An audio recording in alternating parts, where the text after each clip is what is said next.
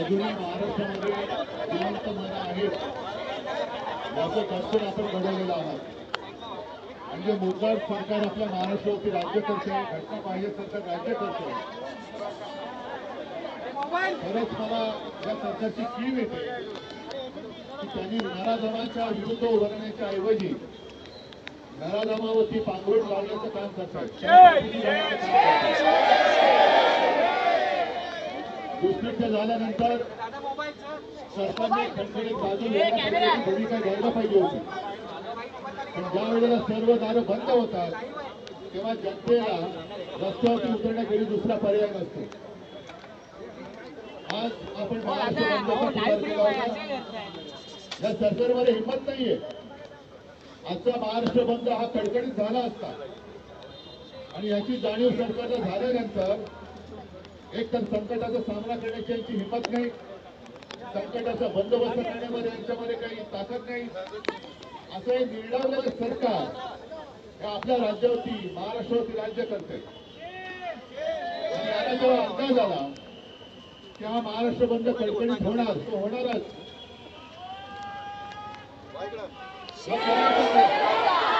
त्यांनी त्यांचे चेले सपाटे कोर्टात पाठवले आणि कोर्टाकडनं आपल्या महाराष्ट्र बंदला अडथळा निर्माण केला गेला. मी काल संध्याकाळी पत्रकार परिषद घेतली आणि कोर्टाला मी धन्यवाद दिलो.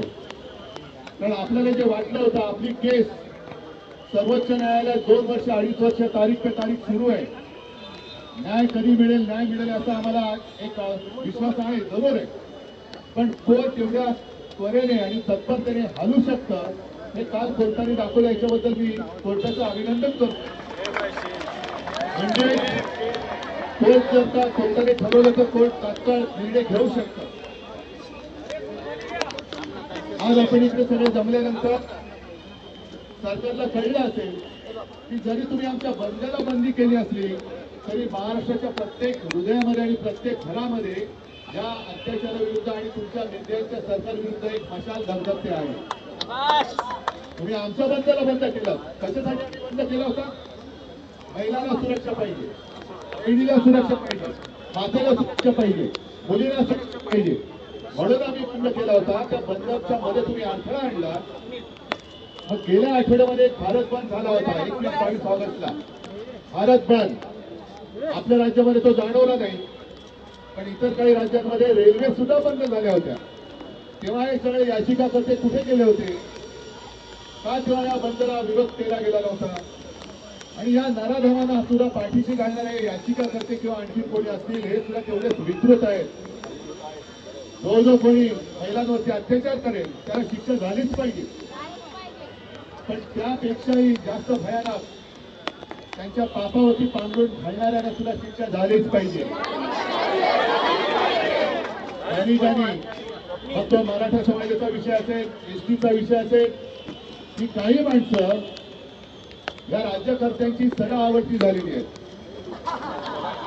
सडा आवडते लोक कोण तुम्हाला माहिती आहे, काय लायक आहे तुम्हाला माहिती आहे. त्यांना सुद्धा मी सांगतो की तुम्ही केलं ते तुम्हाला शोभून देणार नाही. तुम्ही याच्यात राजकारण आणलं. आज संपूर्ण घरातल्या महिला तुम्हाला जाब विचारतायत की का माझ्या सुरक्षेच्या आड येतोय. आणि म्हणून मला असं वाटतं आजचं आंदोलन हे संपता कामा नये. जसं आज आपण इकडे आलो, भर पावसात सुद्धा आलो, तोंडाला काळ्या पट्ट्यामधून हातात काळे झेंडे घेऊन याचा निषेध केलेला आहे.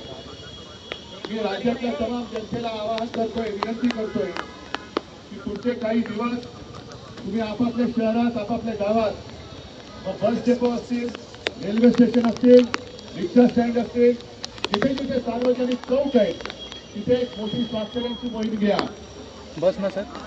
बहीण सुरक्षित तर घर सुरक्षित. आम्हाला सुरक्षित बहीण पाहिजे आणि त्याच्यासाठी मी महाराष्ट्रातल्या ज्यांना ज्यांना संवेदनक्षम मन आहे आणि जे या घटनांवरती चिडून उठलेले आहेत मी पत्रकार परिषदेत कालच्या गेल्या काही दिवसातल्या घटनांचा क्रमच वाचून दाखवला. रोज कुठे ना काही कुठे काहीतरी घडतं. रोज मुंबईत घडते, बदलापूर, अंबरनाथ, सोलापूर. आणि एक कंस मामा इकडे चांगली भाषेला न्याय करी देतो. कंस मामा, हे कंस मामा सगळे राख्या बांधत फिरतात. म्हणजे बहिणीवरती एका बाजूला अत्याचार होतोय, हे निर्लज्ज राख्या बांधतायत. आणि राख्या बांधून घेण्यामध्ये कुठे अडचण येऊ नये म्हणून तुम्ही आमच्या आंदोलनाच्या मध्ये आडकाठी करताय. अरे एवढं निर्लज्ज सरकार यापूर्वी कधी महाराष्ट्राने पाहिलं नव्हतं. आपण एवढंच म्हणत नाही, हा महाराष्ट्र साधू संतांचा आहे. छत्रपती शिवाजी महाराज, फुले आंबेडकर, नुसतं आम्हाला काय कोणती नावं घ्यायला म्हणून आम्ही त्यांचा आदराने उल्लेख करतो अशातला भाग नाही. पण हा संस्कारक्षम महाराष्ट्र आहे. आणि या संस्कारक्षम महाराष्ट्रामध्ये हे विकृत सरकार, हा जो लढा आहे, हे जे आंदोलन आहे, हे विकृती विरुद्ध संस्कृती आहे.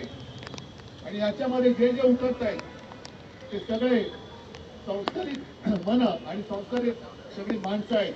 एका बाजूला विकृत नराधम, त्यांच्यावरती पांघरुण घालणारं विकृत सरकार, आणि त्या नराधमांची बाजू मांडणारा सुद्धा विकृत, ते सगळे याचिका करते, त्यांच्या विरुद्ध ही संस्कृती, असा हा लढा आहे.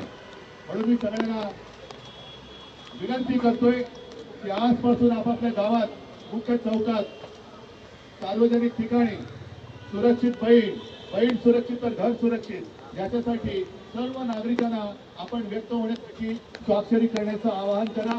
आणि जेवढ्या स्वाक्षऱ्या आपण गोळ्या करू त्या सगळ्या स्वाक्षऱ्या या एकत्र करून आपण माननीय उच्च न्यायालयाला पाठवणार आहोत. त्यांना सांगणार आम्ही बंद का करत होतो, तुम्ही आमचा बंद जरी केलात तरी सुद्धा आमचा आवाज तुम्ही बंद करू शकणार नाही. आमचा आवाज याहीपेक्षा मोठा होईल.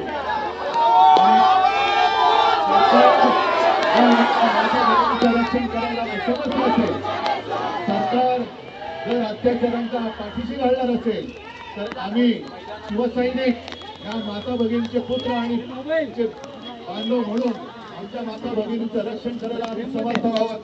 आमच्या राज्यामध्ये आमची भगिनी सुरक्षित राहिलीच पाहिजे, हा आमचा अट्टहास नव्हे, आमचा एक कायदा असेल.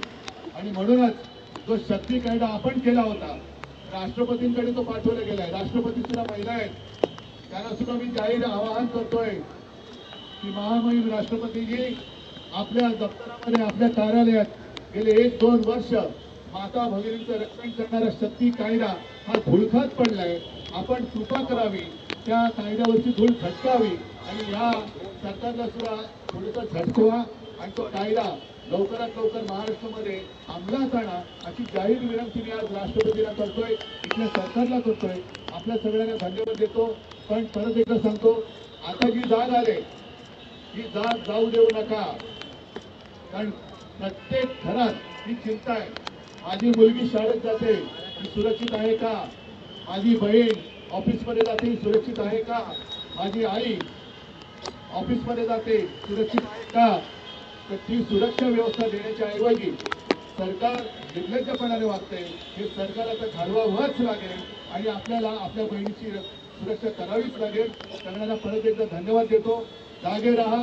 जय हिंद, जय महाराष्ट्र.